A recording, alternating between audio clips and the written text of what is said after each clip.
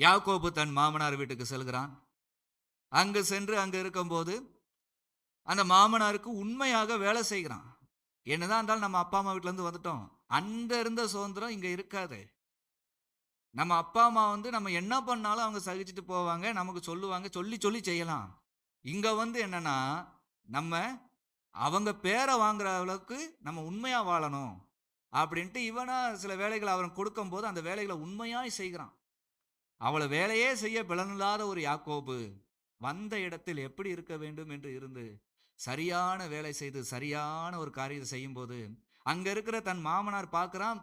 அவன் வந்த பிறகு அந்த மாமனாருடைய வருமானம் கூடுது. அந்த அளவுக்கு யாக்கோபுடைய வேலை இருக்குது. உண்மையாய் வேலை செய்கிறான். நன்மையாய் வேலை செய்கிறான். இன்னொன்னு பயத்தோட என்ன பயம்னா, மாமனார் பார்த்துக்கிட்டு இருக்காரு பயம் இல்ல. தேவனுக்குள்ளாக நம்ம அப்பா, அம்மா நம்மள ஜெபம் பண்ணி அனுப்பியிருக்காங்க. அவங்களுக்கும் தேவனுக்கும் ஒரு கெட்ட பெயரை நம்ம வாங்கி கொடுத்துடக் கூடாது என்பதில் உண்மையாய் வேலை செய்தான். அதை எப்பவுமே தன் தலையாய கடமையாய் வைத்திருந்தார் யாக்கோபு. அப்படியாக அவன் வேலை செய்யும் போது என்ன ஆகுது? அந்த வேலை போய்கிட்டே இருக்குது. இருக்கிறவங்க ஆச்சரியப்படுறாங்க. லாபானே சில இடத்துல சொல்லுகிறான் அவனுடைய மாமனார், என்னது, நீ வந்தபோது எனக்கு இருந்தது கொஞ்சம், நீ வந்த பிறகு எனக்கு இருக்குது அதிகமா தான் இருக்குது. ஏன்? நீ வேலையை உண்மையாய் செய்கிறாய், நன்மையாய் செய்கிறாய். அப்படி செய்து வழி நடத்திட்டே வரும். இங்க வந்தும் தன்னுடைய சுயத்தின்படி என்ன ஆகல? எதுவுமே செய்யல. துன்பப்படுகிறான். தன் மாமனார் அவனை விட்டு விடக்கூடாதுன்னு அவனை நெருக்குறாங்க.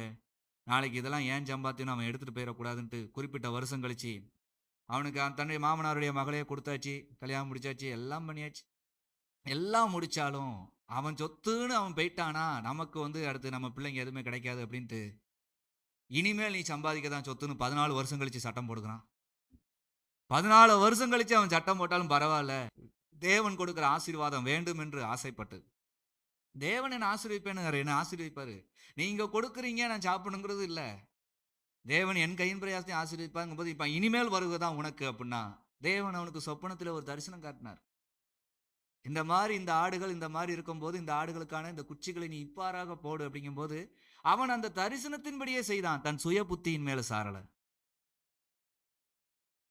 தன் சுய புத்தியின் மேல சாயவே இல்லை. அந்த தரிசனத்தின்படியே அவன் செய்தான்.